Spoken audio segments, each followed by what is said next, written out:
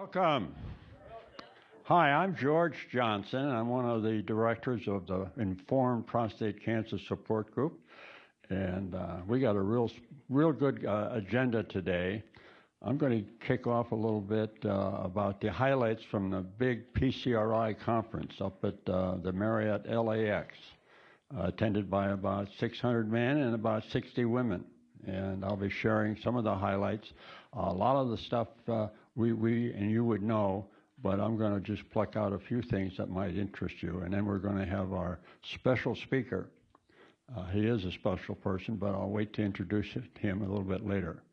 Okay, we want to thank our SBP organization for allowing us to have these facilities. It's a wonderful auditorium. And we have other facilities out the back door here and down the hall in case you're in need of those. Okay. Normally I give a little preamble and coverage of the items of the program, but because of our maybe time limitation, I thought I'd zip through it. The purpose of this preamble is for our new members and also our speaker to become aware of the group and our purpose.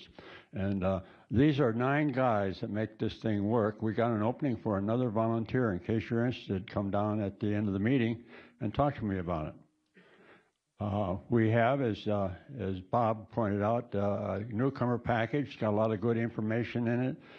Fill out the front page, and you get a welcoming call from one of our directors here, Gene.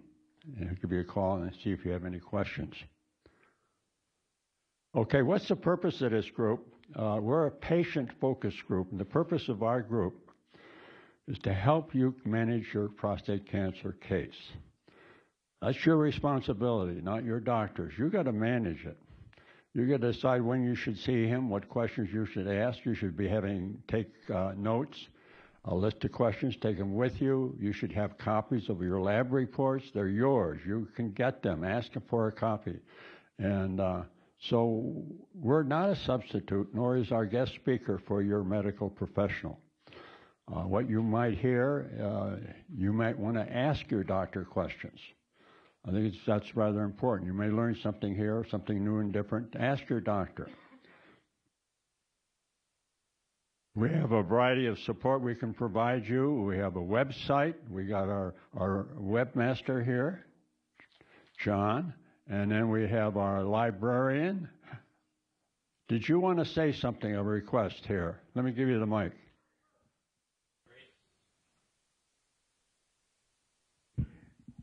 Yes, last week we had a run on some of the books that we sell, and one of them is Invasion of the Prostate Snatchers. And in the flurry, I had my own personal copy, a hard copy of Prostate Snatchers, and this is by Dr. Blum and Mark Schultz. And what happened was, I think we inadvertently sold my own personal copy of and it's different from this paperback. And so if one of you ended up with a black colored copy of this book, hard copy, I'd appreciate you bring it back. We'll make a swap for you. It's got all my personal notes in it and that kind of thing, so it's hard to miss. Okay? Thank you very much. Thank you. I'm sure there's lots of notes and underlying, knowing Bill. He's been very thorough about that. Okay, we got a lot of books here. Some you can rent for a month, and others you can buy. And we got DVDs, and we have a newsletter.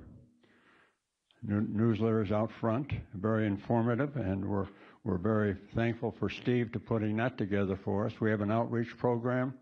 In case you have we're dependent upon you.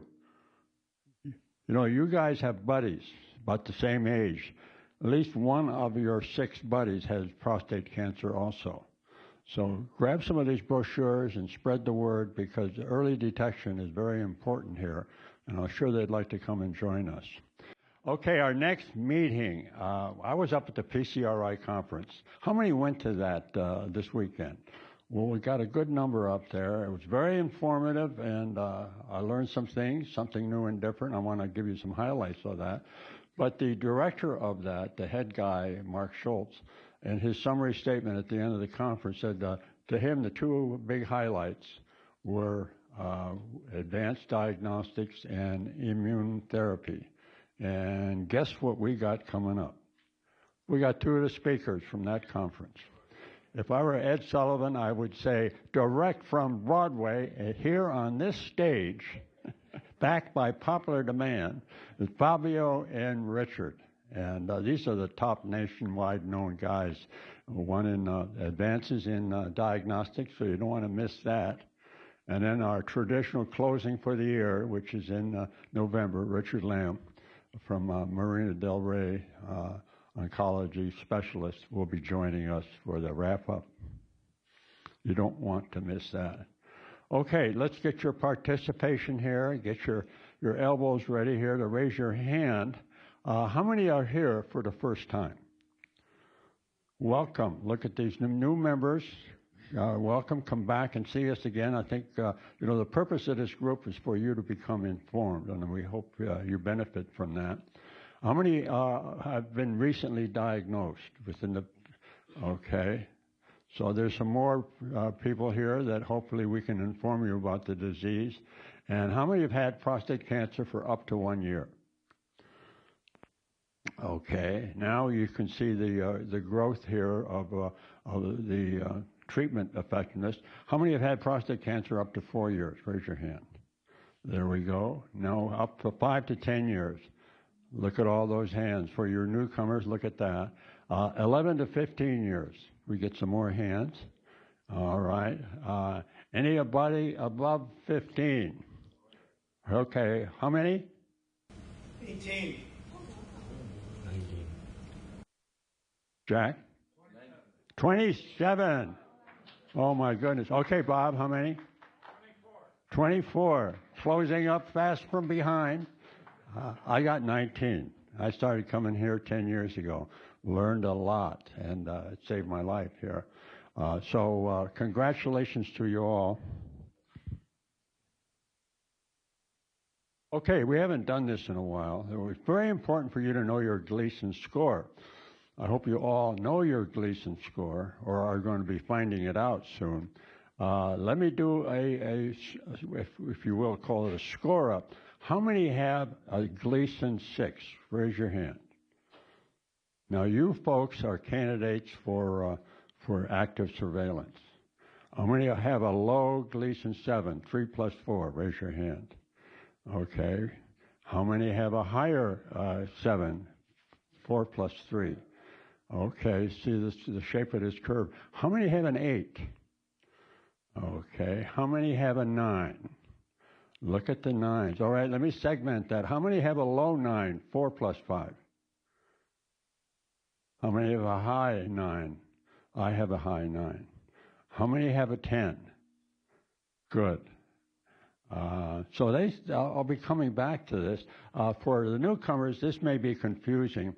Like, why do we start off at 6? Why not 1? And what is a 7? We got 2 7s and so forth. Well, why is that? I'll be commenting on that in a minute. Okay, let's do a treatment survey. Now, for those of you who have not had any treatment but are on active surveillance, please raise your hand. See how many we got there, Brent? Yes, this is a growing number, and it's a good number to be considering. Okay, how many have had prostate surgery of all kinds? Okay, let me do a subdivision on that. How many have had open surgery? How many have had robotic surgery? See, there's a growing number. That's a shifting that's occurred. We're having urologists who have not done open and are only trained in robotics now. How many are on radiation of all kinds? Seeds? Okay, I've been on that. By the way, if you've had more than one of these, keep raising your hand like Gene has been doing. Okay.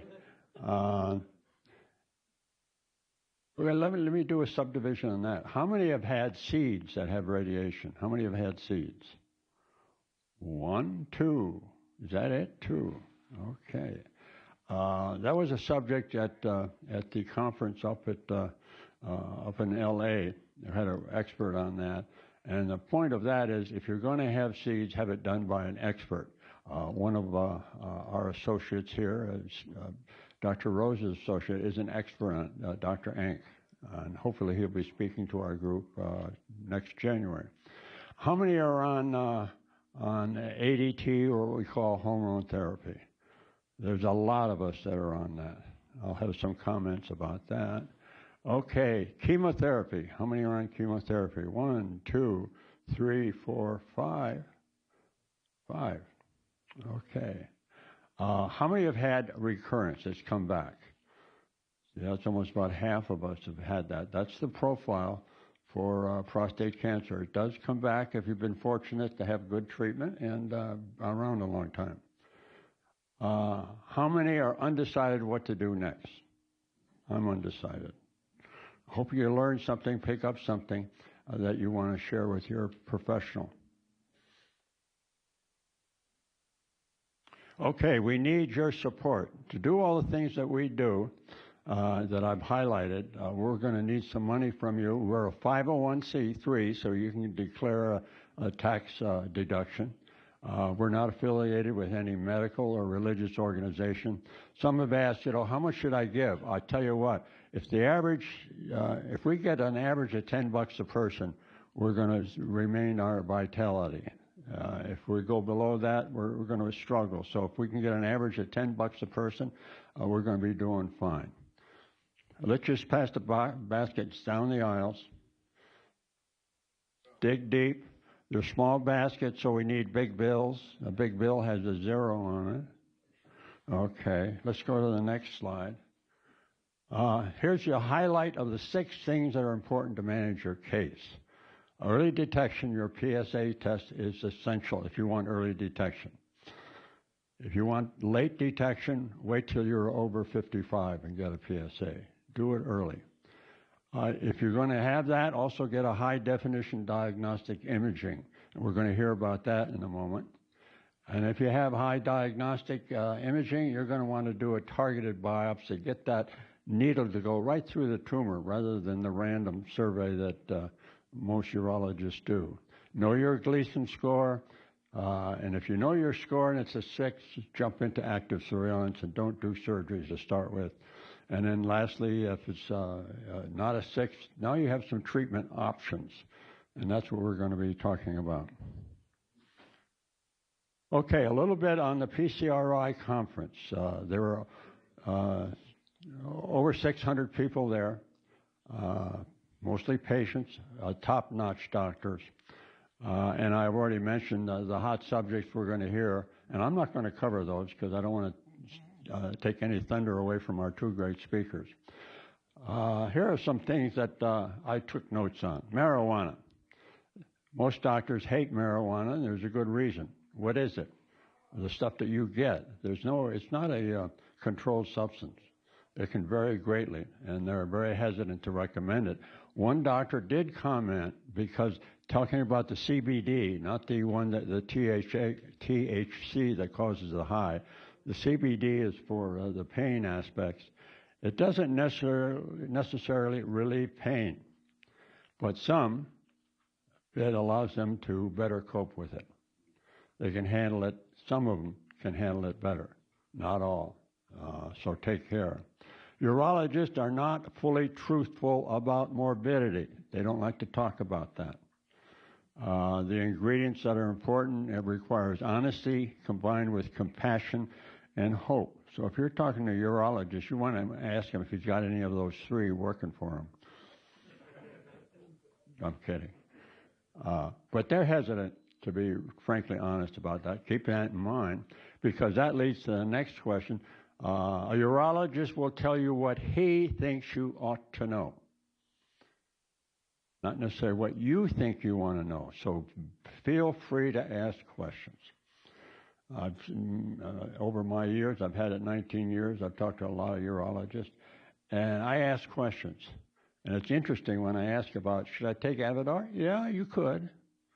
Should I take Casadot? Well, yeah, you could.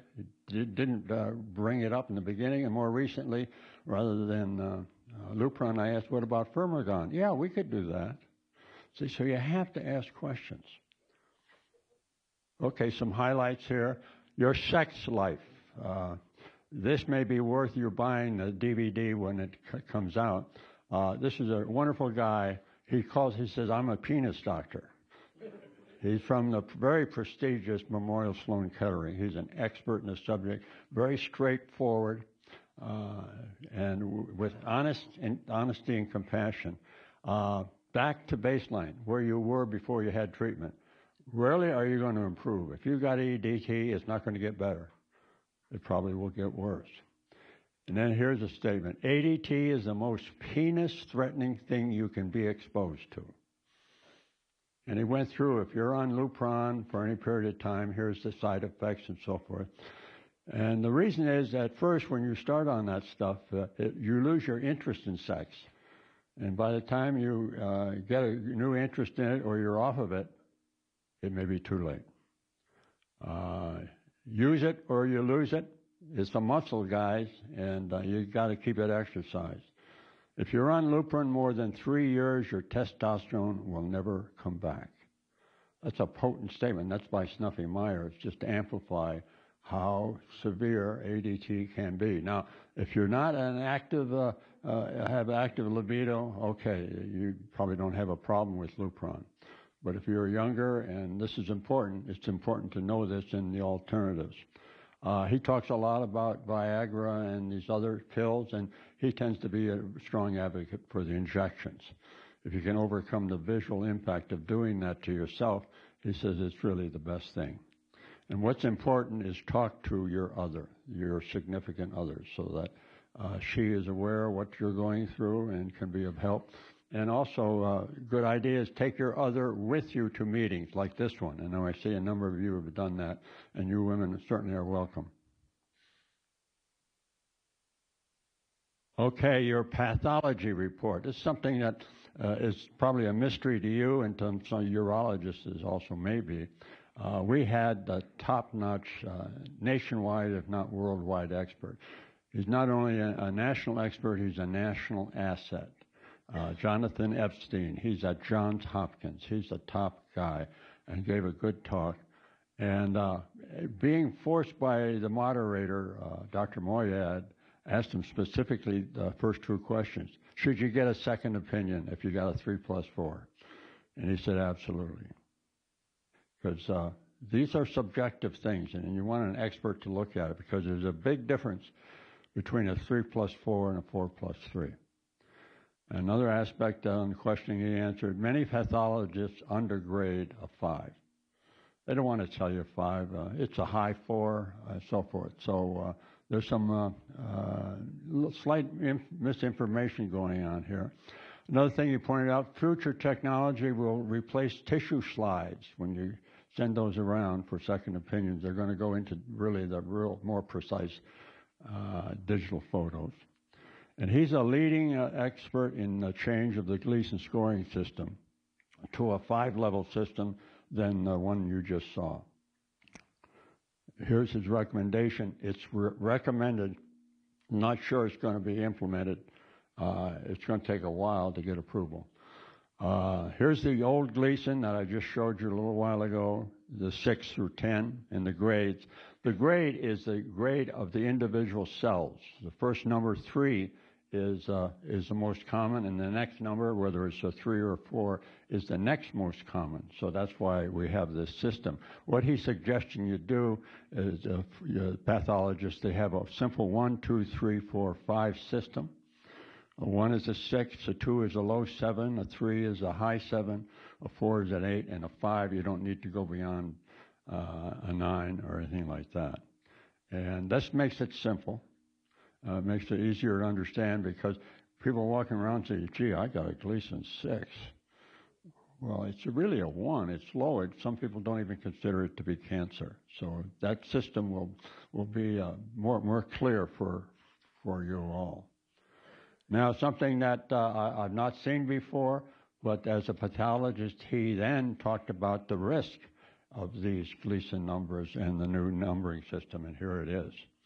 The 5-year probability of recurrence if you've had surgery. I haven't seen anything beyond surgery. I don't know if we have anything on radiation yet. Okay, here's what he has, and he's the expert. That's not me. Under the new system, or the Gold-Gleason system, the current system, we have the probability that you might have recurrence during a 5-year period. BRFS is a biochemical risk-free survival. In other words, your PSA didn't go up after you've had surgery. And if you have a 1 or a 6, 96% you will not have recurrence. And it goes to 7, a low 7 is 88, and then you can see the difference between those two 7s, an 88 and a 63. So that's why he wants those segmented. There is a difference. And then it starts going down from there till you get below at a 5, it's 26% or less. It's interesting here for a couple of conclusions you could make. One, if you have a 6, go on active surveillance. Active surveillance has, depending upon the study, a better non-recurrence rate. It's above sometimes 98, and a couple of studies say 95. If it is 95, remember, you're not having to suffer the side effects of active surveillance. So the active surveillance is very clear there. If you got a 7, you need to be particularly careful. And if you got a high 7 or a 3, you want to really watch that, your active surveillance program, and maybe get a biopsy and so forth. So that shows you what it is. And if you're thinking of surgery, well, if you want to go, if you're a 63% that they get it all, so forth. So that's something, a profile. I found that very interesting. Okay, Snuffy Myers, also known as Charles Myers, a grand gentleman. He's a special guy. He's could have been director of NIH. He knows pharmacology in detail, and he doesn't like the word cure. He says he would substitute durable, complete remission instead of cure. And he's a strong advocate for combination therapy, not just one thing. Most urologists want to do one at a time. He does combos. He never does Lupron alone, for example. He likes ADT light. Start off with not Lupron, but Castidex and Avodart, and throw in some metformin. Bob is doing that. I'm doing that. I started that 10 years ago. It works for me without Lupron. Avodart delays metastatic disease. I don't have metastatic disease. Metformin slows the cancer progression, and you found that to be the case, didn't you, Bob? Absolutely. Because he was experimenting with different combinations, and metformin allowed him to go on holidays for a longer period of time. Metformin, when I started taking So they're doing trials on it. They don't have any solid clinical studies on it yet, but it'll be interesting to see when they come out what that says. He also found that Lupron plus Zytiga shows some really improved results. There used to be a combination of Lupron and Taxotere. This, he says, is much better. He's also likes Firmagon. That's what I'm on, and I like that too. Okay, what are the conclusions? The conclusions are, this is a wonderful conference full of details and charts and things like that. Also, for me, it's a good benchmark to find out what are the hot subjects. And Bob, somebody behind you there. Okay. Be sure you get some money from them, too. Latecomers, we'll track you down. So I find it a good place to go to for getting candidates for speakers and subjects for you folks. And so I think not all of you need to go up there. I think what we do is provide a pretty good coverage, as we're going to be doing in the next 2 months. Okay, we've covered the highlights, and now our special speaker, Brent Rose. Let me tell you why he's special. One reason he's special, he's a graduate and bachelor degree from UCSD. He's a homegrown educator and clinician and so forth. He's got a really great breadth of experience. He went out east and got his residency at Harvard, so that's a good thing. And guess what? He came back. And what he does is he does research. He's a combination guy. He's a researcher, a physician, and also an educator. He's an assistant prof. He works very closely with our good friend A.J. Munt and Ike, and that's a wonderful team at UCSD in radiation. One of the areas, broad areas that he focuses on, not only in research, but precision diagnostics and treatment. He's particularly attentive to side effects, which we're all familiar with, and he looks at that. Also, he looks at outcomes. What's the outcome of the treatments and so forth. So it's a real pleasure to introduce Brent Rose.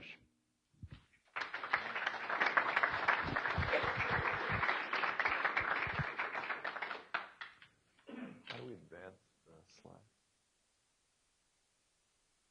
Did I use? Okay. Thank you. So, can everyone hear me okay? Is that about the right? Good. So, I just first wanted to say thank you while you set up the slides. Thank you for having me here. I really enjoy coming to talk to you guys. First, this is a great group. It's really, really impressive to see everyone getting together, talking, sharing information, hearing stories, because typically when someone gets diagnosed with prostate cancer, or really any cancer, you kind of go into this haze and you get scared and you say, oh, what should I do? And then usually that person is a urologist and they say you should have surgery. And then you end up having surgery before you realize what had happened. And sometimes surgery is good. It's a really good treatment, but it's really important with prostate cancer just to take a little time, talk to other people, hear what other people have to say. Is surgery right for you? Is radiation right for you? Is active surveillance right for you? And one thing that's been great about this group is really encouraging people to ask the questions, is surveillance right for me? Because surveillance often is right.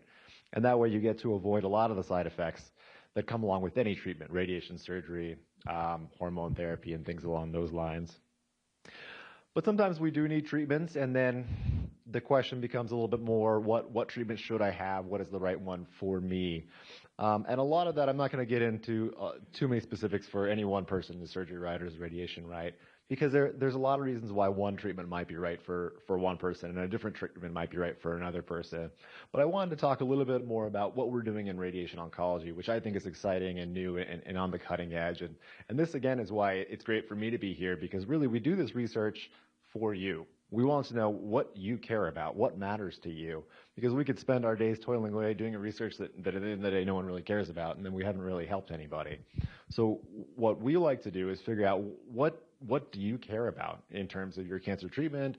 Is it controlling the tumor? Is it limiting side effects? Is it helping to make decisions on what you should and shouldn't be doing? And so I really like to hear feedback on what we're doing. I'll tell you what we're doing, and then I want to hear, do you find that interesting? Is that something that we should do more of? Should we take it into a different angle? Because I really want this to be sort of a collaboration on what should we be doing research on. So here, so we'll get started with our outline.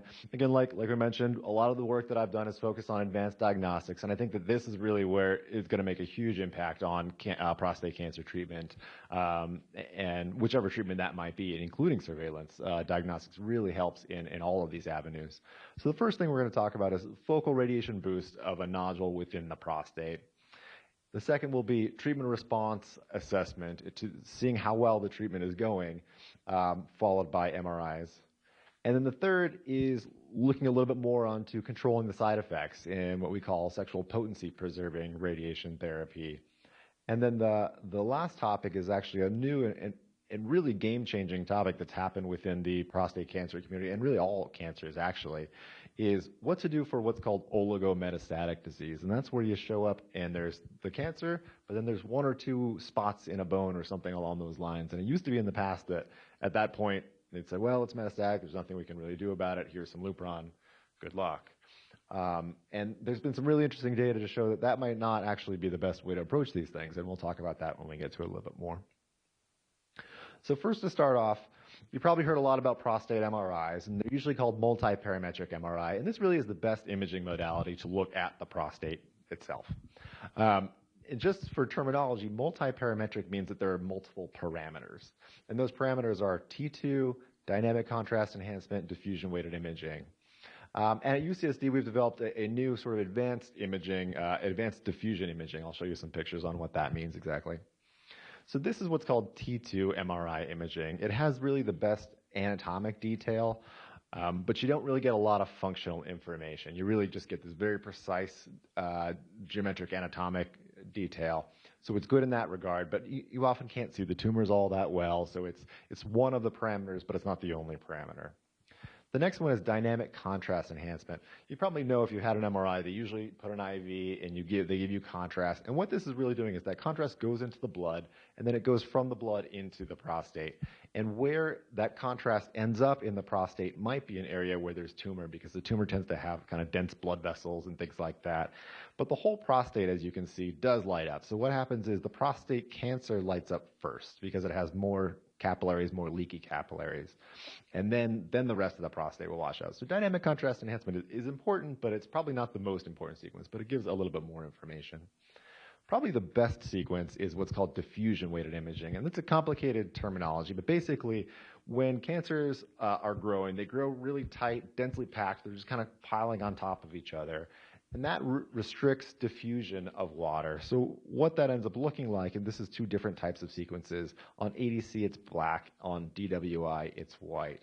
So it really tells you a signal of how densely packed those cells are and how aggressive they are going to be. And this correlates really well with the Gleason score, actually. So when you see a Gleason of 7, 8, 9, 10, it's most likely going to be bright or dark, depending on which sequences.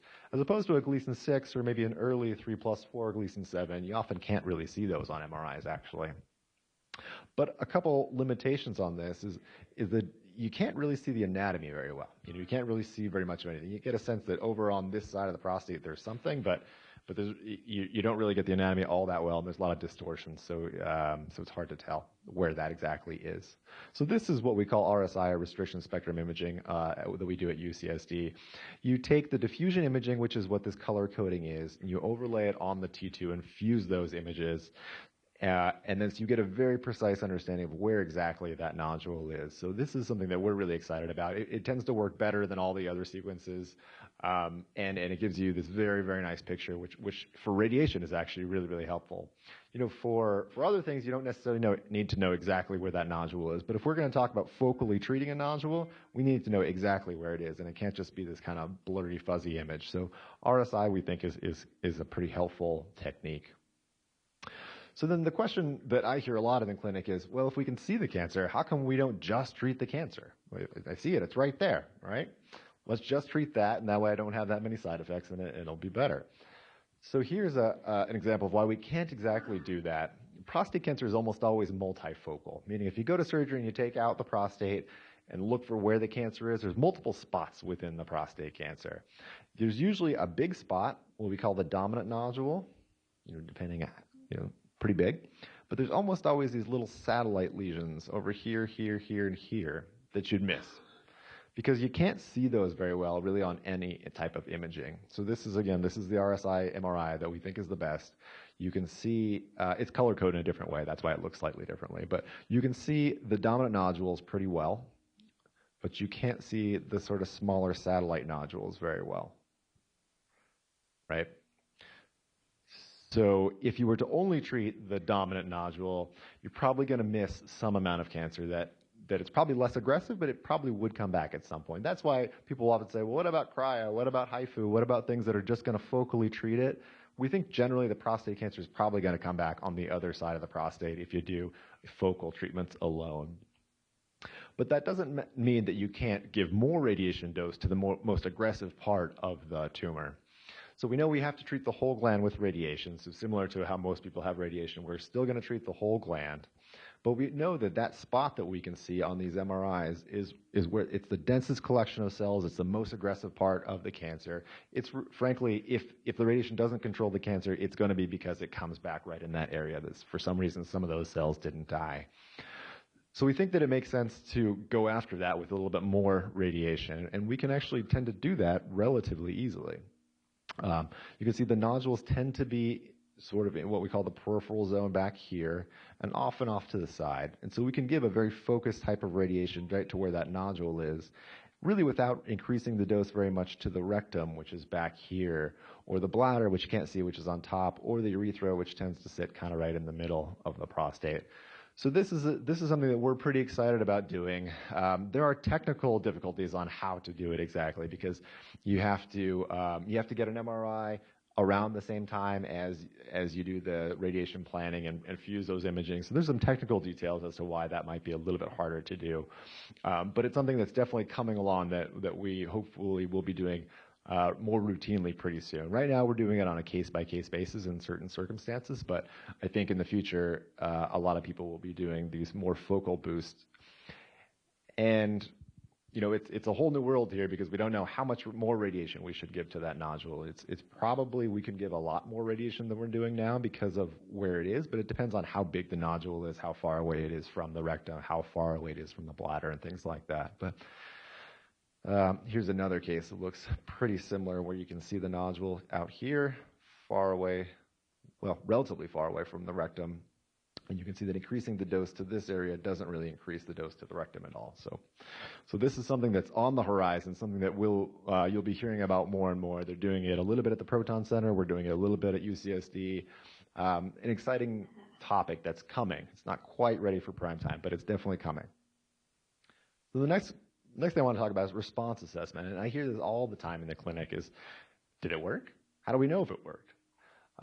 And the answer is that you'll probably always hear is, well, in a couple months we're going to get a PSA and then we'll see what happens. And the PSA, that one doesn't really matter. We're going to watch that PSA over years. And then it's a very unsatisfying answer. It's unsatisfying to say it. It's unsatisfying to hear it. It would be much better if we could know sooner. Because it doesn't really help to know that your PSA is rising if we can't do anything about it. So what we've done in a select group of patients is to repeat the MRI during the treatment. So this is an example of a patient that started, so this is the prostate, this of course is the nodule out here, started ADT, Lupron and Casodex. 2 months later repeated the MRI, a very, very good response, a much smaller nodule. We haven't yet repeated the MRI after the radiation is done, which we want to do next. The problem is insurance companies won't pay for that, and it's problematic. But you could really easily come to the conclusion that if you have this nodule still there after radiation is over, maybe you give a little more radiation at that point. Maybe that's the nodule you boost. You wait till radiation's over. Some people, the nodule goes away. Some people, it doesn't. And if it's still there, you give a little more radiation, or you do a brachytherapy boost, or lots of other things that you could potentially do based on the response that you've had to the treatment. So these are things that are coming up with advanced diagnostics that we're really excited about. But again, they're still really in kind of the early phase. So the next topic that I think is really exciting, and it's actually a little bit further along, is what we call potency-preserving radiotherapy. So as you guys know, erectile dysfunction is a very common complication of prostate cancer treatment, and there's lots of different ways how you can arrive at erectile dysfunction with prostate cancer treatments. Typically with surgery, they go in and cut a nerve that's right by there, and then the erections are immediately gone. If you get Lupron, it blocks your testosterone, you lose all interest in sex, and then maybe it comes back a couple of years later, but maybe it doesn't. But the effect of radiation is actually mediated by the effect on the blood vessels. Like George was saying, the penis is a muscle. It needs to be used in order to stay functioning. And what that means is you need to get the blood flow into the penis and back out. Because if the blood flow isn't good, then the erections aren't quite as good. So we'll show you a few pictures. So just the baseline, when we're always talking about surveillance, prostatectomy, or radiation, surgery almost always has the highest risk of erectile dysfunction. Because you go in, you're going to try to spare the nerves as much as possible, but I'll show you an image shortly that it's very, very hard because those nerves really hug the prostate. And if you think that there's cancer in the prostate, you can't be too gentle with those nerves. You kind of have to take them out a lot of times. The blue here is active surveillance, and you can imagine, as you follow guys for 5 years, erections just aren't as good as they were 5 years before. So there's always a little bit of worsening as you go through time. So that makes it a little bit harder to look at these data and understand these data. The other point to think about is even in the active surveillance group, at some point, a lot of them got a cancer treatment, and usually it would be surgery. So this isn't exactly no treatment. It's just delayed treatment for a lot of guys. But you can see there's not a lot of difference between them and the people that got radiation. There's this early spike here, but that's the Lupron spike because they all got Lupron. And once the Lupron wears off, it's better than surgery, probably a little worse than surveillance, but not a lot worse. But that being said, there definitely is impacts from radiation. So just to go in a little more detail again, so this is another MRI. This here is the prostate gland. This is the rectum behind it. You can see the neurovascular bundle is really sitting right at the capsule of the prostate. And when the cancer grows outside of the prostate, when they say they have extracapsular extension, it's almost always growing into this neurovascular bundle right there because it's sort of an outflow tract that prostate cancer can crawl along.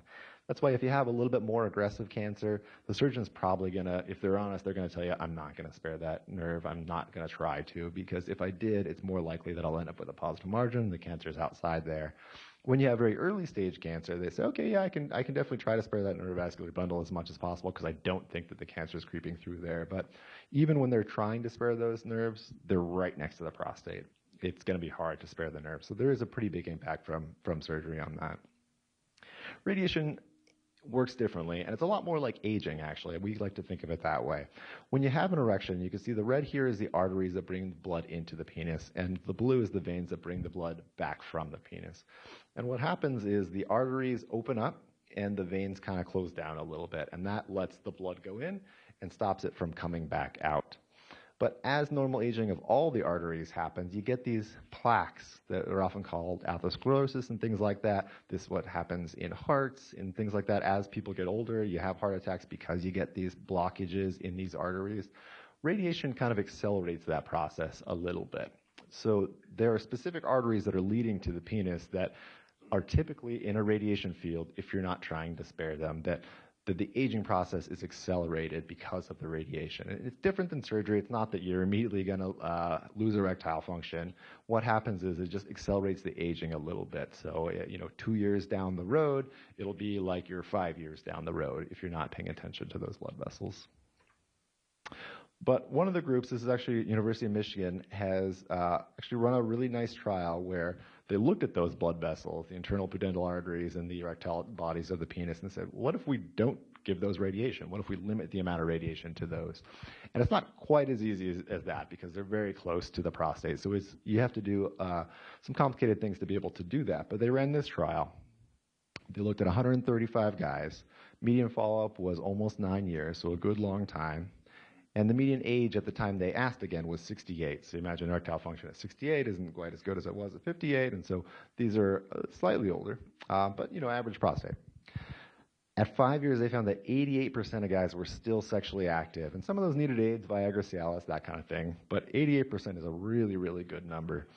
If you're going back to the Protect data, it's not anywhere near 88% that are having good erectile function after that. So this really is really exciting data that this probably actually does work. And I'll show you. So you really need an MRI to know, though. What happens is on a CT scan, you can't tell if this area here is prostate or not. So for example, this is the prostate. This is the pelvic floor. And this is the penile bulb. And the blood vessels kind of run right here. There's a big variation in where the prostate stops. And on a CT scan, which is what everyone uses to plan radiation, you can't see it. So what people do is they see the top of the prostate and they keep drawing until you get down to about here because they can see the penile bulb and say, well, it probably stops a little bit above the penile bulb. But if you do that, you're forcing yourself to give the penile bulb and those blood vessels a fair amount of radiation because they're pretty close. But if you get an MRI, you can really tell exactly where the prostate is, and you don't necessarily have to do that. The other issue here that I'll point out is this neurovascular bundle. This is what, again, the surgeons, if they cut it, you lose erectile function immediately. This is probably too close to the prostate to spare with radiation, but we don't actually think that matters all that much. These are really a collection of nerves that are going to go to the penis, but radiation doesn't really damage nerves in that way. For example, you've never heard someone say, I got radiation and now my arm is kind of numb. It doesn't really happen because the nerves are pretty resistant to the radiation, whereas if you cut it with a knife, it's going to die. So there's a little bit of different mechanism as to how you get to the erectile function loss. So here's another picture. When you see the prostate, you can see these neurovascular bundles that are pretty close. But really, it's the internal pudendal arteries and the bodies of the penis here that we want to be able to spare. And it turns out we can. We just have to be very careful and precise about how we do it. So this is really a technique that's designed for lower risk prostate cancers, people that were on active surveillance, but the cancer is a little more aggressive and feel like they need to do something.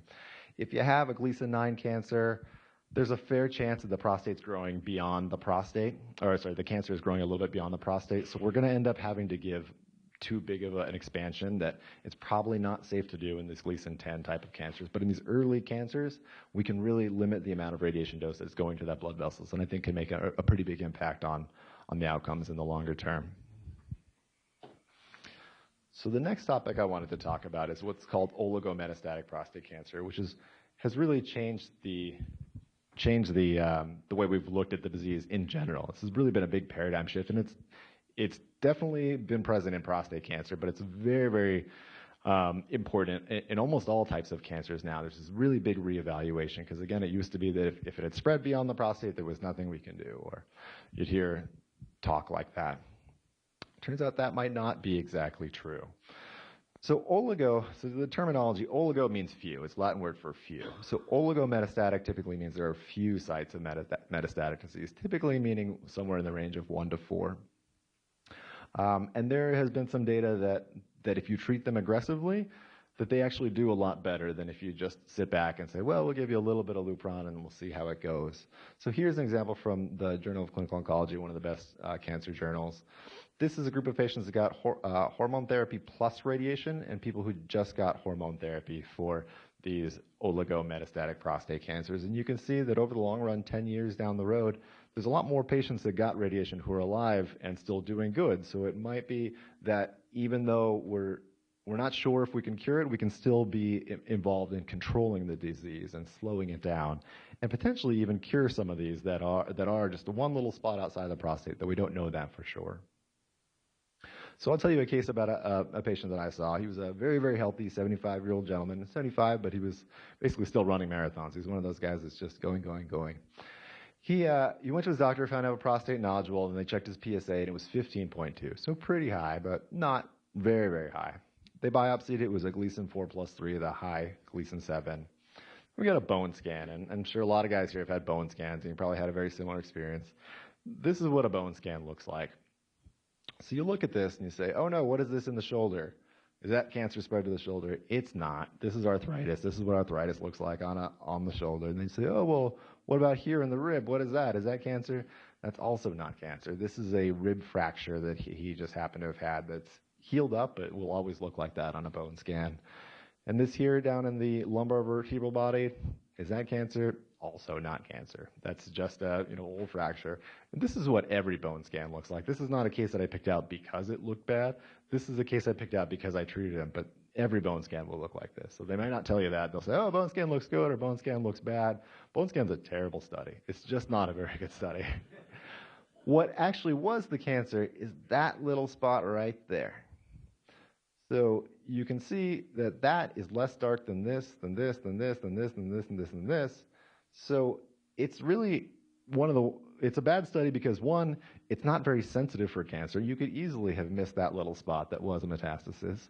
And it's not very specific because all of these other spots probably could be a metastasis and you don't necessarily know. It's just that he happens to remember having fractured his rib and having arthritis in the shoulder and all these things. So it's bad for multiple reasons. So I'm very much looking forward to the day when we stop ordering bone scans on people and start ordering more advanced diagnostics, which I'll talk a little bit about. I'm not a radiologist, so it'll be nice to hear Dr. Almeida and what he has to say about these things, but there's a new era coming with advanced diagnostics, and how it'll shape up what the diagnostic is actually very much in question, but there's a new era coming, and I'm very excited about that. So one thing that is now FDA approved and that we're doing at UCSD is what's called fluciclovine PET. Fluciclovine is an amino acid that's taken up in prostate cancers. They did a study comparing this to C11 PET, which a lot of people have had, and this looks like a little bit better than a C11 PET, so they approved it. You can see here, this is down in the bones below the prostate. This is the anus and the rectum here, and this is the bottom of the penis up there. You can see this little white spot. The white is actually just the standard CT scan. That's not the PET. That's what you would get on a CT scan. So you can see what they would call a little bit of sclerosis, and they would say that's indeterminate. We don't know exactly what that is. Could be a bone island. Could be this. Could be that. What you're looking for is this to be glowing red. And you can see that the anus is glowing red, but that's normal. That's just normal muscle activity. And you can see a very, very faint glowing red here. It's underwhelming. It's approved. We use it sometimes, but it's not the smoking. It's not the answer that we want. But it's there. It's not bad. There are lots of other tracers like PSMA. Acumen, exactly. Acumen, yeah.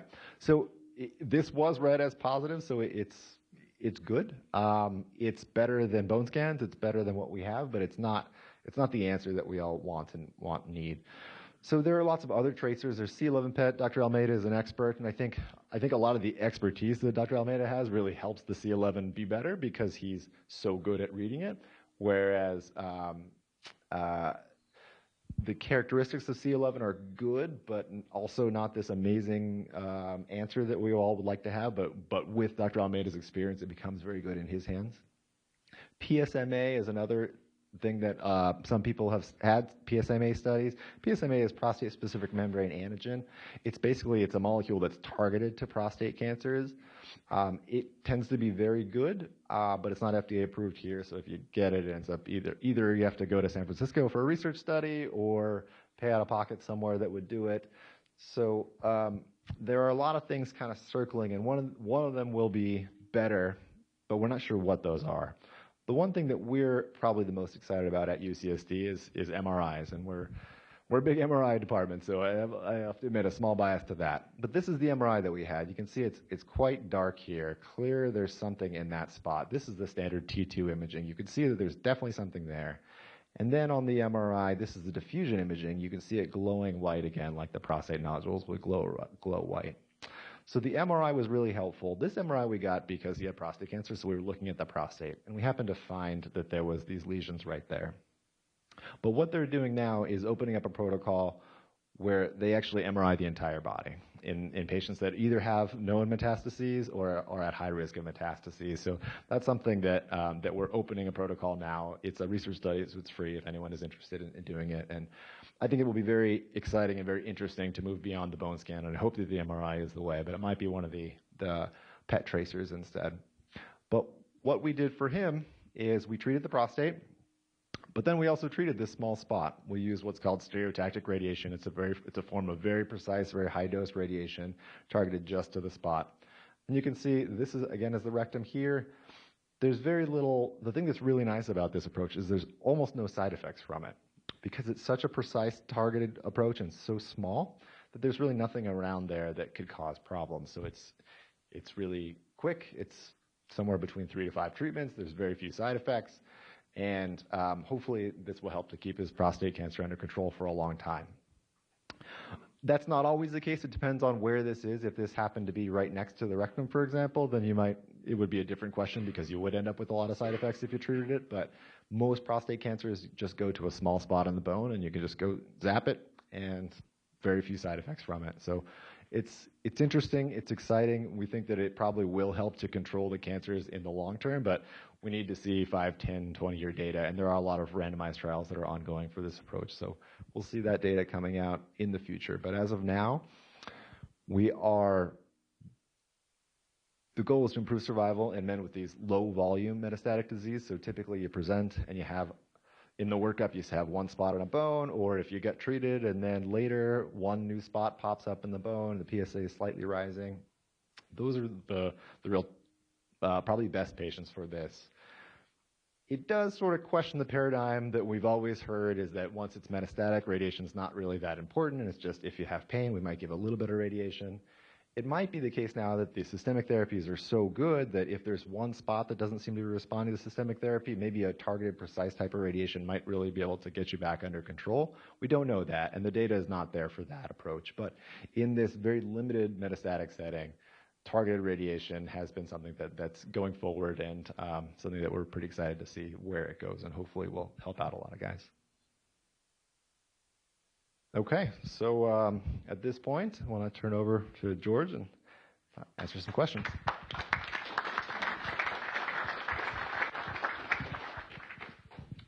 Well, those were interesting slides that I hadn't seen that kind of detail before, but thank you for the comparison. Almeida will be coming next month. He also does Acumen and other F18, other tests, so he's going to be commenting beyond just C11. And a lot of advances being made in there. So I think the big difference is the contrast and so forth that you highlighted. I had a bone scan. That's sort of a typical standard template. Okay, get a bone scan. So you get a bone scan, they inject technetium-99, and then they tell you they didn't find anything. Well, it has to be a pretty large cancer for it to be detected. But it had all kinds of black spots all over me. And I remember showing it to Almeida, and he laughed. You haven't seen one of these in a long time. I mean, it's close to worthless, right, particularly for early detection. But it's not the typical protocol, do a CT scan and a bone scan. So really what you need is more precision. So I just want to give you a boost on that. Okay, we're going to have some questions here. And let's start down here, and then we're going to go over here, and then we'll come back. And I'm going to ask Dr. Rose to repeat your question. So make it short so he can remember it and answer it. Yeah, if you're on Lupron, can you use these diagnostic tests? Yeah, you can. So the question is, if you're on Lupron, can you use these advanced diagnostic tests? And the answer is yes, but. So the issue is Lupron is a good medication. You know, we all hate it for one reason or another, but it actually is a good medication because it puts these cancers to sleep, so to speak. They just kind of go quiescent for hopefully a good long time. So that does change the imaging characteristics a little bit. Like I showed the pre and the post Lupron MRI. Tumors tend to shrink when you get on Lupron, so they're not as obvious on these advanced diagnostic imaging. But you can still generally see them if you're looking very carefully. So yes, but is the answer to that. Not quite as good as if you hadn't been on the Lupron. Question is related to use of proton therapy versus IMRT, particularly proton therapy in primary versus recurrent. So the question is the difference between proton therapy and standard IMRT in either the initial setting or recurrent. Do you mean recurrent in the sort of salvage after surgery setting, or recurrent like in a bone or something along those lines? Either. And really focus more around when would you use proton therapy versus standard IMRT? Yeah, so that's a great question. It tends to be a relatively highly charged question because we don't have good answers on that. There is an ongoing randomized trial that they're running at a lot of centers, including MGH and UPenn and a few other centers, randomizing the two. When I was training at MGH, I would see patients getting protons and getting photons. I'll tell you that you could never really tell the difference because everyone had exactly the same side effects. And the whole goal would be to reduce side effects from proton therapy. And looking at the radiation plans, looking at the patients that I've seen being treated, I really don't think that there's actually much of a difference. The reason is that what happens in a proton is a proton goes into a certain part of the body and then it stops and it delivers all the radiation, but it doesn't exit. So the photon does exit. It goes right through and through. So if that's all you knew, you'd say, well, we should always use protons. And you wouldn't have exit dose and that'll be good.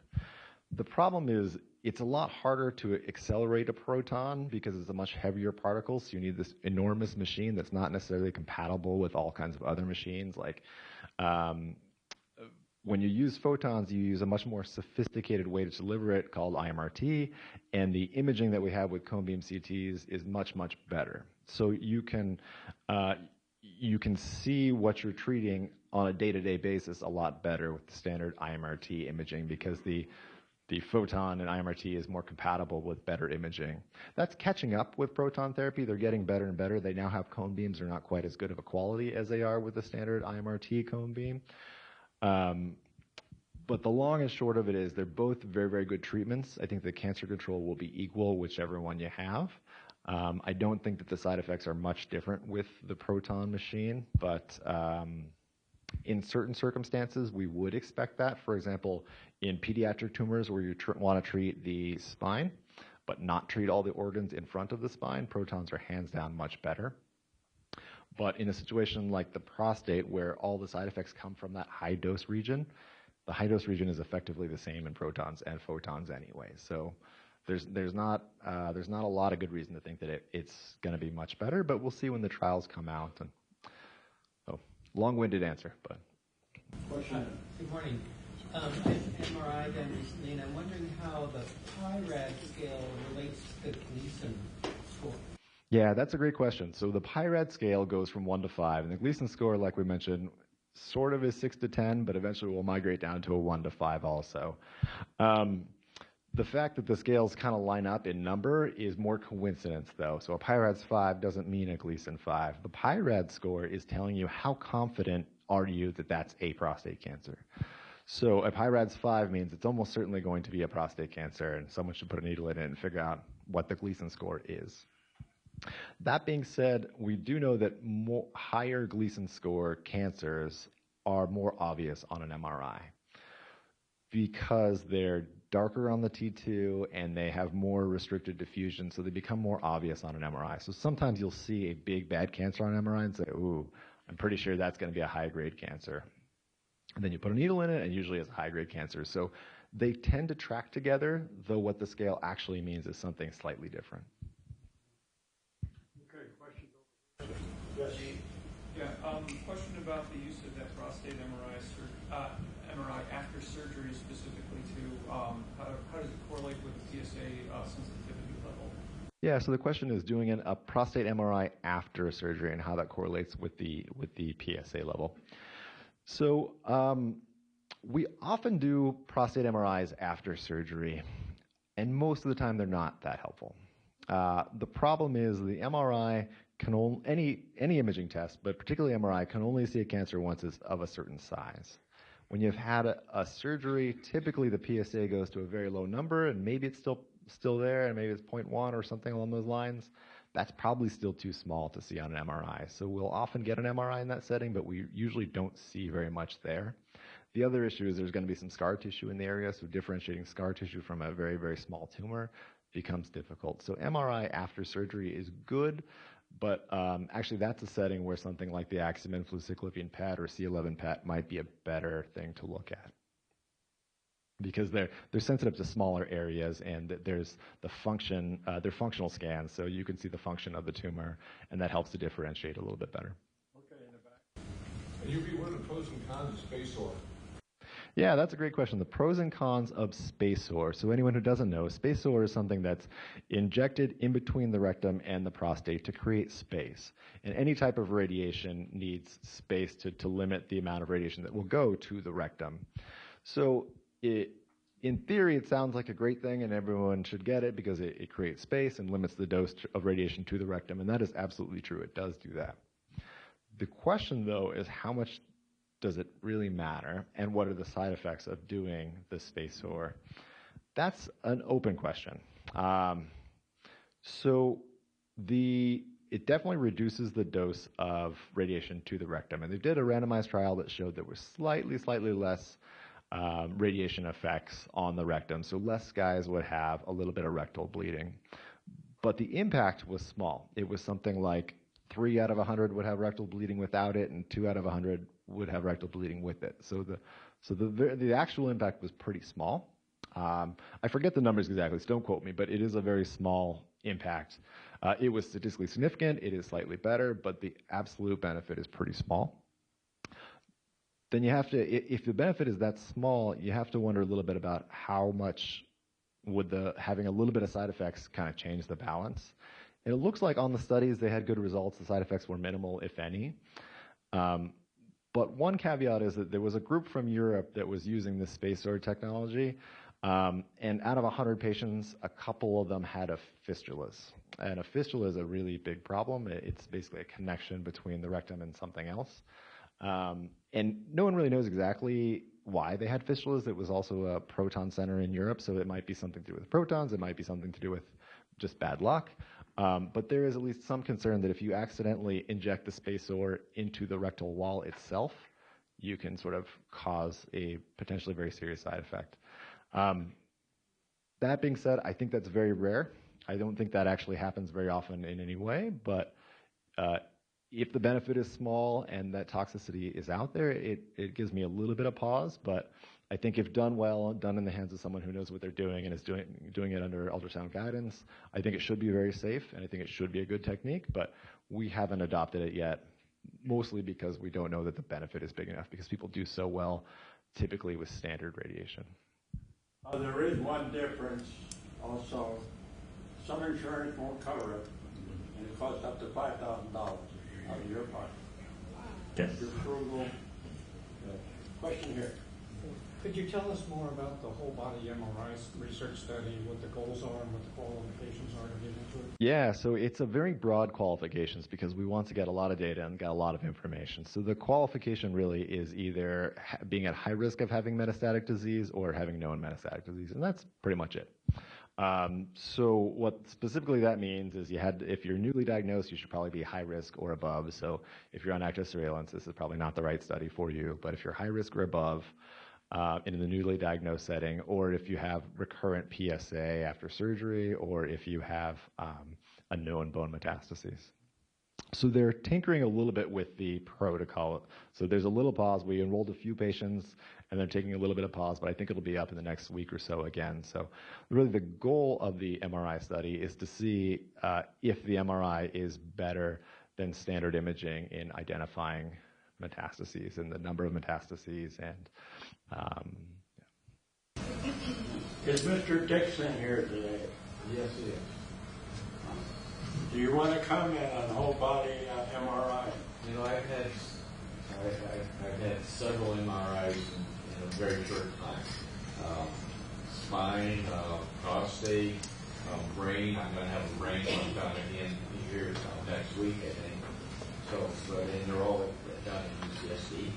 I've been a patient with Dr. Munn, so we've had them. He had a whole body. I don't know if you heard it talk recently. He had a whole body, and they found prostate cancer tumor in his brain. It hadn't been him for a whole body. Well, they found that because of a PET scan. Okay. That was read, and the doctor, they don't usually see tumors in your brain in a PET scan. And I think it was a life-saving situation. The PET scan was for lymphoma, which I had over 5 years ago, which I have every 6 months or so. But they showed up, and since then I've gone through Dr. Cottondotti is responsible for radiating the spot where the tumor was removed, and she's following up on it, and there's no new growth there. wow, that's great. So to repeat what he was mentioning, that he had lymphoma in the past and had a PET CT looking for the lymphoma. And incidentally, I hope they don't find any lymphoma, but what they did find is a spot in the brain that they actually found out was prostate cancer. And that almost never happens. I'm sure you've heard that a lot of times. It really is a miracle that it happened, that they found it, and they were able to take care of it in a way that you look great, and it seems like that went really well. That's how they call them. Yeah, wow. Well, I saw the PET scan on the 17th of January. The next morning, I had a call from my oncologist saying, talking to my wife, and I'm coming home from tennis. And she'd say, get him to emergency now, and don't let him drive. Wow. Wow. 3 days later, it's out, and I'm not going to wonder.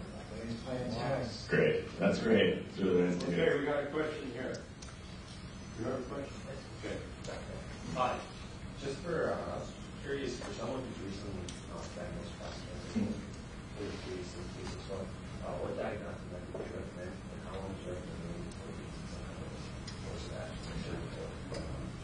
So, just to make sure I heard you correctly, the question was for newly diagnosed, it sounded like Gleason 3+3, and the PSA was 5.2. So, and can you tell me how many biopsy cores were positive? Do you happen to know that? 2. Okay. Yeah. So, so that probably sounds very scary when you first get that diagnosis, and I'm really glad that you're here so you can talk to other people. You're actually in a great situation, and I wouldn't really do any imaging, actually, and almost no one would do any imaging because it's highly unlikely that you'll be able to see that on an MRI, and you won't see it. There's almost no chance that it's spread to a bone or to lymph nodes or things like that. You could think about doing an MRI just to confirm that you didn't miss something more aggressive, but I think that the chance of that is very unlikely with a PSA of 5. So, this is not the venue to give medical advice, but I would say that you probably don't need a lot of extra imaging, and you should talk to some of the other guys about their experience with active surveillance. And The RSI MRI consent form from UCSD says there's no benefit to the patient. But what I would like to know is, anyone who gets that scan, are they going to get a DVD in their hot little hand to take with them other places, and are they going to get a radiology report? Yes. So the question was, the consent form says there's no direct benefit to the patient for getting a whole body MRI or any other MRI for a research study. That's kind of boilerplate language they always make us put in because we don't know exactly what the benefit is. If we knew what the benefit is, we wouldn't need to do the research study. So we just want to set the bar low. We don't necessarily know what we're going to find by doing the whole body MRI. So we can't promise it that it's going to have a huge benefit to you. So we say there's no expected benefit. So you sign that. But you will definitely get an MRI DVD if you want it. You'll have to ask for that. They probably won't just automatically give it to you. But if you want the DVD, you can have it, or the disc. I believe there is a formal radiology read that goes along with it, but you would probably have to ask for that as well. I haven't heard back. Yeah. Okay. Question in the back. A follow-up on the question in the front row there. So you get a couple of positive cores from your needle biopsy. You do get an MRI. The MRI doesn't find anything. So I guess the next question is then what? What's the next step? Do you go get more, like a different kind of diagnostic test done? How long do you wait? What's sort of the usual steps after that? Yeah, so just to repeat the question was, it sounds like if someone were to have Gleason 3+3 in a small number of biopsy cores and didn't have a high PSA, and then went ahead and had an MRI, they didn't really see anything concerning on the MRI, what would the next steps be? So again, this is a great setting to be in to talk about those questions. We don't necessarily want to go in direct medical advice for any given person, but typically that sounds like a very low risk type of prostate cancer. You have a couple options. You'll hear you probably should talk to a surgeon, you probably should talk to a radiologist, but you should definitely talk to a lot of people about active surveillance and what the actual policy is. Typically active surveillance means that you get a PSA about twice a year. You get a digital rectal exam about twice a year. You get a biopsy 1 year from now or so to confirm that they didn't miss anything and that it's not growing quickly. And then you kind of go from there with following up.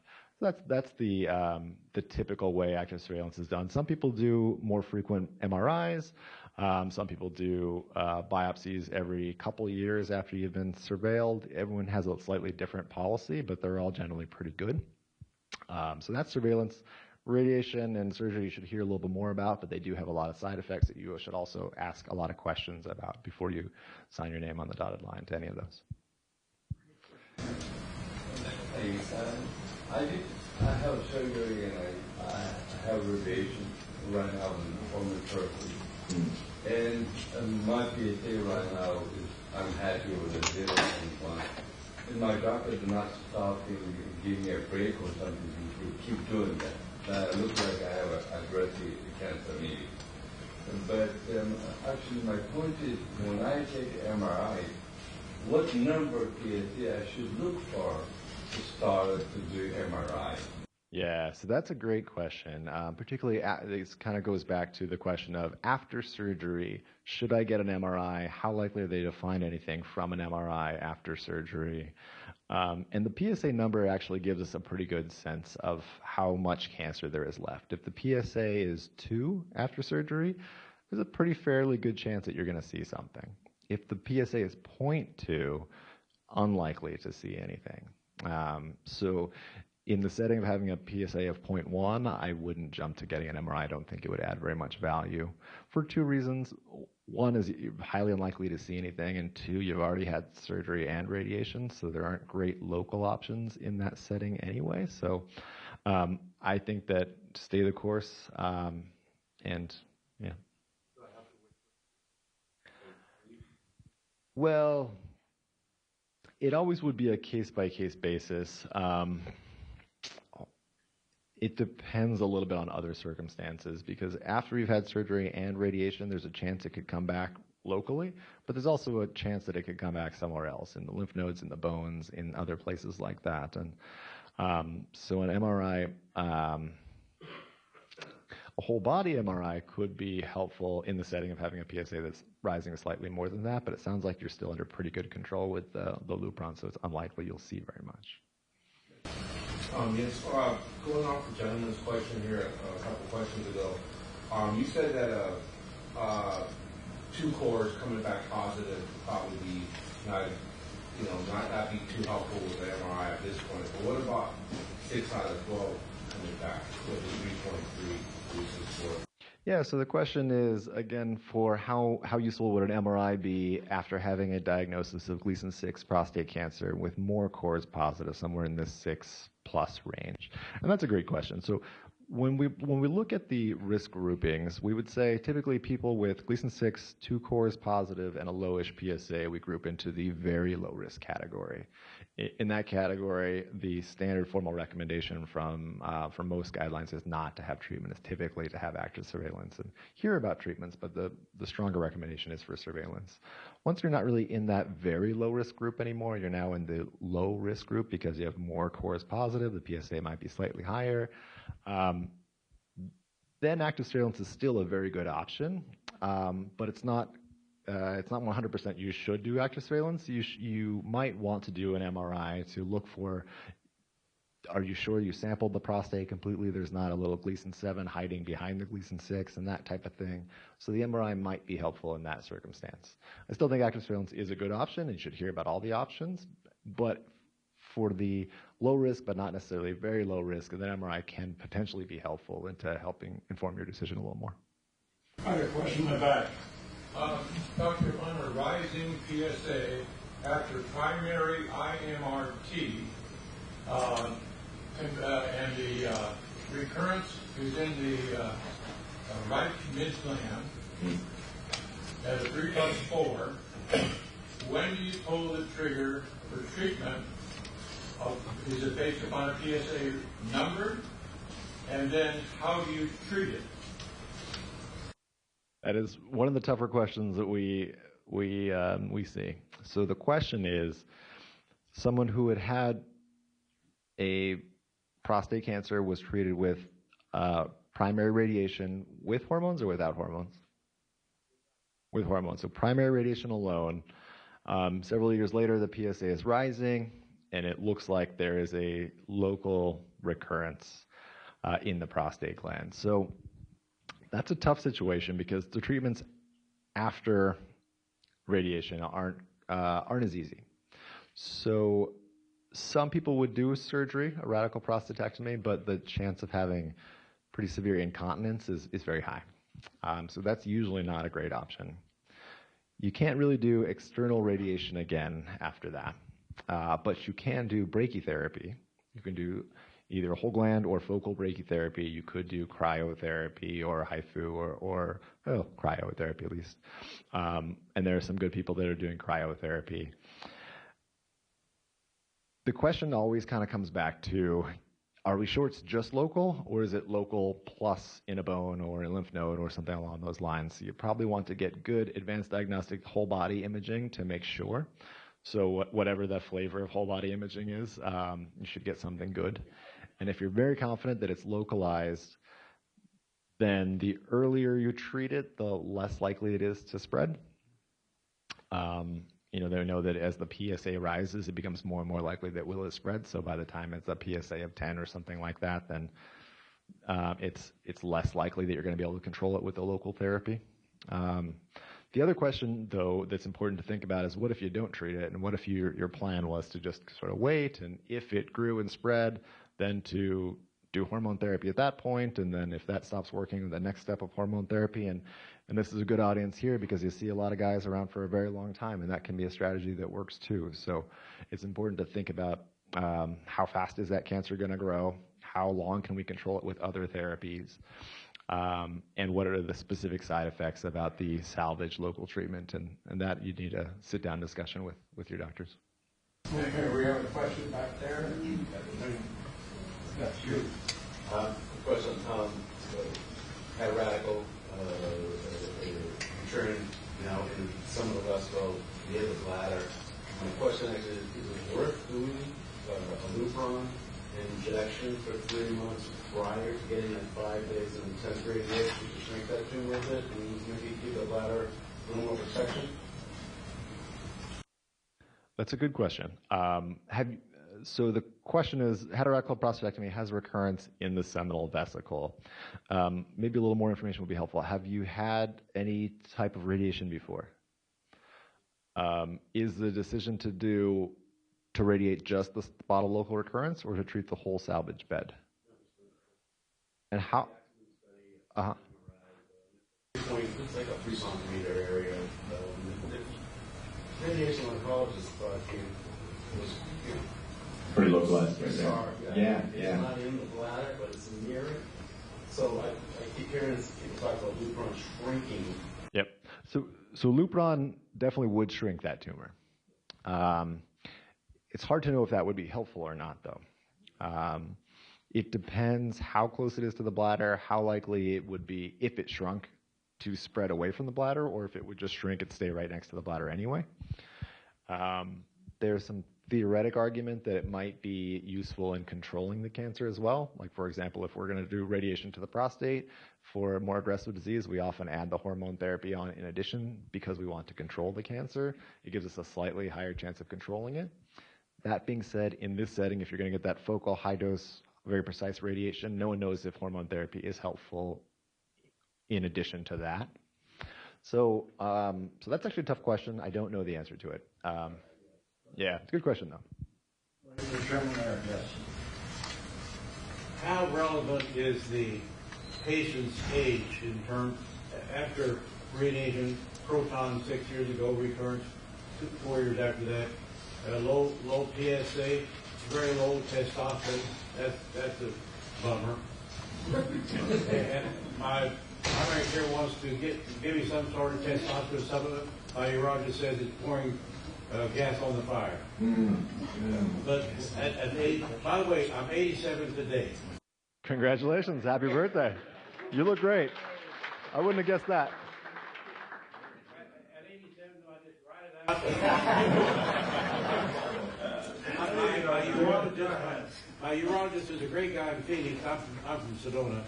My urologist says, John, as long as your PS is below 0.3, and you're looking fairly good, let's don't do any more Lupron for a while. And so, what I'm saying is, since I'm 87, do I just kind of hang in there and coast till I get 100? Do you have a young girlfriend?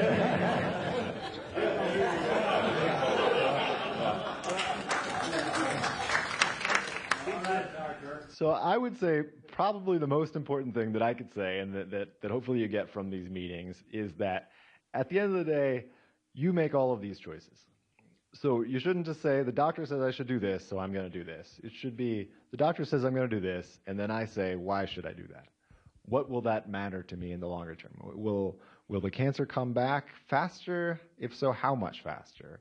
I'm 87, so, like George pointed out, the doctor is giving typically the recommendation that they would want, but your doctor is probably 45 or 65 or something like that. And so maybe that's a lot different than what you would want at 87, So it might be that you're willing to sacrifice a couple of years of life for better quality of life while you're having it. And that's a discussion that you can have. And that's a choice that you can make. And if anyone tells you that your choice is wrong, then they don't understand you very well. So that being said, I don't know the answer to your question. I don't know that answer because I don't know you well enough. Testosterone after prostate cancer treatment is it's an evolving territory. We used to say absolutely not, never again, no testosterone ever. Nowadays we say, well, as long as your prostate cancer seems controlled, it's probably okay to get you back to a normal level of testosterone at a certain point. So, if you had intermediate risk prostate cancer, you got hormones, short course hormones and radiation. 2 years later, the PSA is nice and low, but your testosterone's still below normal. Bringing you back up to a normal range of testosterone might not be the worst thing in the world because younger guys usually do have a bounce back to normal and they don't seem to do any worse. So in the setting of having controlled prostate cancer, most people would say, well, I'm not sure, but it's probably okay. In the setting of having cancer come back, that's a tougher question. It probably will fuel the fire a little bit. I certainly wouldn't go higher than a normal level. You know, some people go to this, take the testosterone pretty high and they feel great, and but that definitely would be fuel in the fire. I think the safest answer, and the answer you'll get from most people, is don't do it. Just see how it goes. Watch the PSA be down. Really, what's going to happen is if you do the hormone or if you do the testosterone therapy, the PSA is going to rise faster, and then you're going to have to go back on the Lupron faster. So I don't know that it's necessarily a trade-off that's beneficial, because you'll just end up having to knock your testosterone back down shortly anyway. So for me, again, if it were me, I'd rat it out. But if you say, I just feel gross and I want to feel better, and I don't care if that means that I'm going to start Lupron faster or the cancer might grow a little bit faster, then it's your choice. And you can shoot for a low normal, and that probably isn't a major, major impact on your life.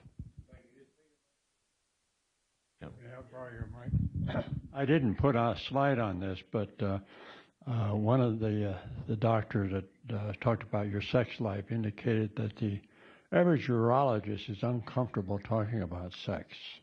The average urologist has ED and hasn't had sex in 6 years.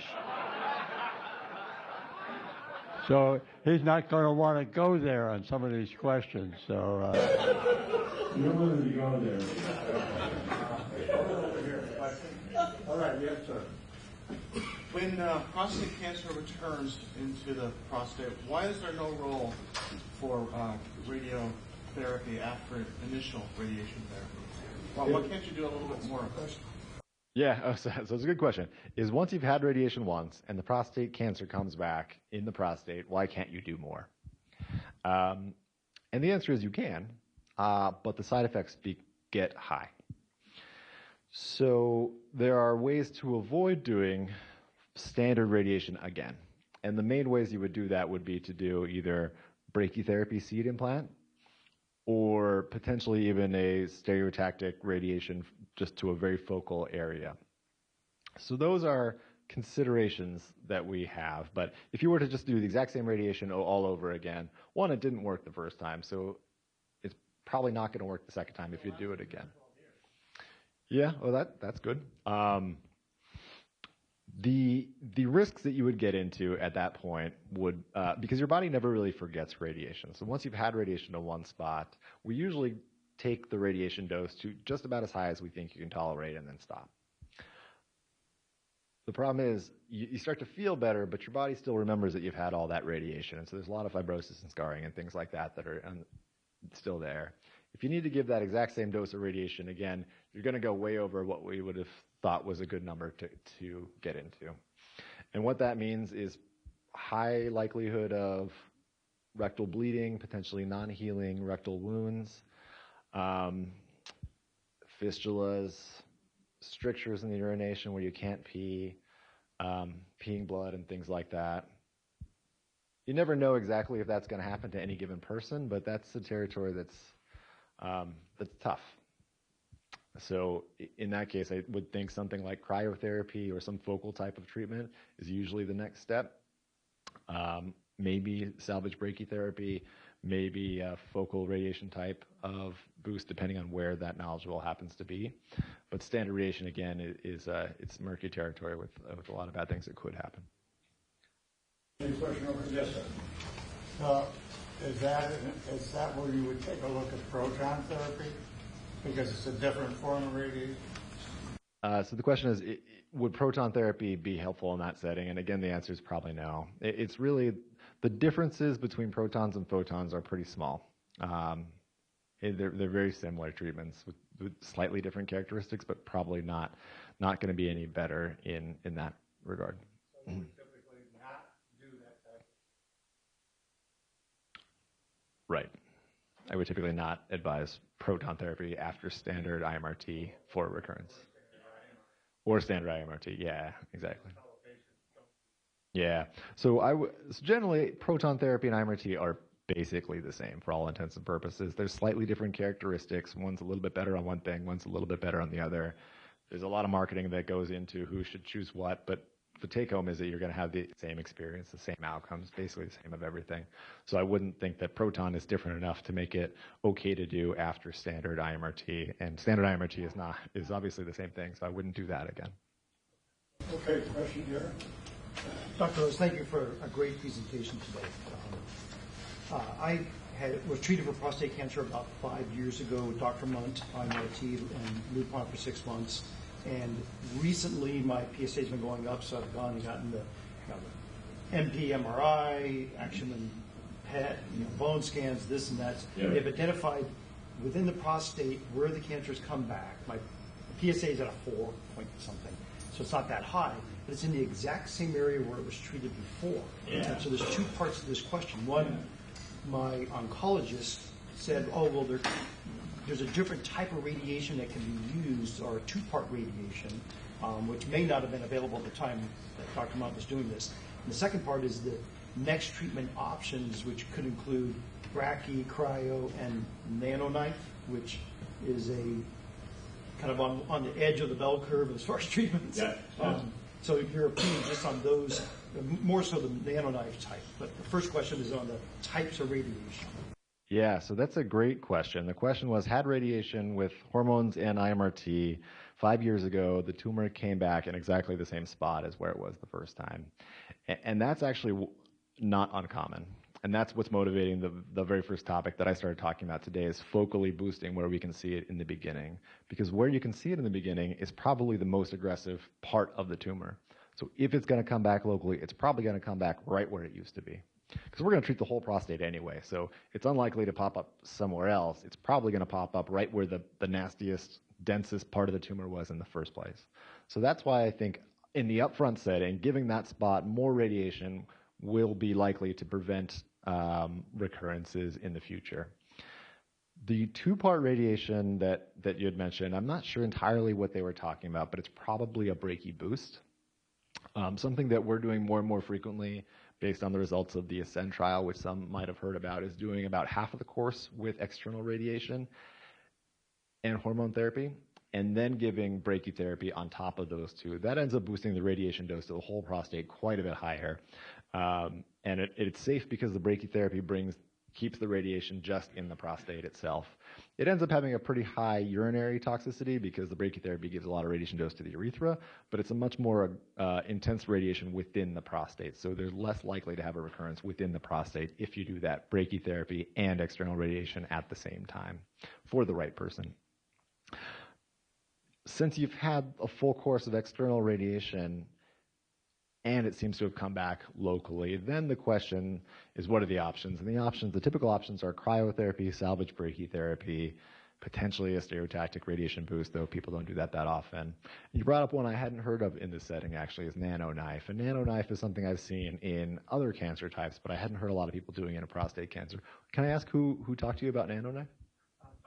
Dr. Berg, who is with the imaging specialist. It's a German-made product, and it's a doctor in Florida, Dr. Onik, that is doing it in combination with a cryotherapy and injecting immunological drugs into the area as well. So that might be kind of on one end of the spectrum. Yeah, that's definitely on the far end of the spectrum. I'll say that there's very little data on that approach. I don't know if it would work. It might be that it'll be the new thing, but I can't really comment on it because I've never seen it done and I haven't seen any reports of how the outcomes are. But it would be interesting to talk to Dr. Moore and hear about what their experience has been. Okay, we got time for 2 more questions. One over here. Yes, sir. Brent, you mentioned much about brachytherapy, unless I just out the gate. Out the gate. So the question was that I didn't talk that much about brachytherapy in the upfront setting. Was there a specific question about that, or did you want to hear a little more about brachytherapy? The seeds? So brachytherapy is something that we do frequently at UCSD, and we really like it, and we think that it really works well. There's 2 different settings where you can use brachytherapy. One is that earlier stage where you're coming off of surveillance because you need to treat it, but it's not that advanced yet. In that case, brachytherapy has a really good side effect profile, and it's easy. It's kind of a 1-day treatment. That's low dose brachytherapy. That actually has pretty good erectile sparing properties as well because the radiation is pretty confined to the prostate. But it gives you a little bit more urinary side effects because the urethra goes right through the middle of the prostate, and you're going to put a bunch of seeds right next to the urethra. So it tends to be a one-time procedure, pretty good cancer control, a little more urinary side effects than the other approach, but less of the other side effects. So that's a nice approach. The other setting where we're using it more and more, particularly after the ASCEND data that just came out, is doing radiation, the external radiation plus hormones plus brachytherapy. So you get 3 different therapies. It's a little bit intense. It's a lot to go through, but it looks like it controls the cancer within the prostate really well. And so I'm hearing a lot of questions actually about a recurrence within the prostate, which we used to say didn't happen all that often, but now that we have better imaging, we're seeing them more and more. So that's really the role for that brachytherapy boost, is preventing those in the prostate recurrences, because we can just bring the radiation dose much higher with the brachytherapy in addition to the external radiation. And the combination of the two is great because with brachytherapy alone, you don't get a very good margin outside of the prostate. So if the cancer's outside of the prostate and you do brachytherapy alone, you're probably going to miss it. But if you do external radiation plus the brachytherapy, the external radiation gives you that margin that you need, and the brachytherapy really boost the dose in the prostate itself really well. So it's a nice combination that we're doing more and more, especially now with the data that shows that it does control the cancers better. Is an MRI guided biopsy necessary prior to brachy? Is an MRI guided biopsy necessary prior to brachy? It's not. MRI guided biopsy is not required necessarily for any scenario, with the caveat that if you've had a local recurrence after radiation, then you probably do need a MRI guided biopsy because you want to make sure you're biopsying the right spot. If you hadn't been diagnosed, if you're newly diagnosed, the MRI adds a lot of information, but it's not necessarily required, which is probably what your insurance company will sometimes tell you, that it's not required. But if it were me, I'd do it because I'd want to know all the information possible, because the MRI is going to find the highest grade spot. And so if you put the needle in the highest grade spot, you'll know more about the tumor instead of thinking that you only have a 3+3 or 3+4 or something along those lines. So MRI more accurate than just an MP MRI? The question is, RSI MRI better than a standard multiparametric MRI? We think it is, and we have some pretty good data that it's a little bit better at identifying high-grade tumors and also not being fooled by other things that kind of look like a tumor on MRI. So it's a little more sensitive, a little bit more specific. That being said, it's not 100% better. It's 20% better. So a good MP MRI read by a good radiologist is a very good study. Okay, one question in the center. Okay, you sir. Last question. Two.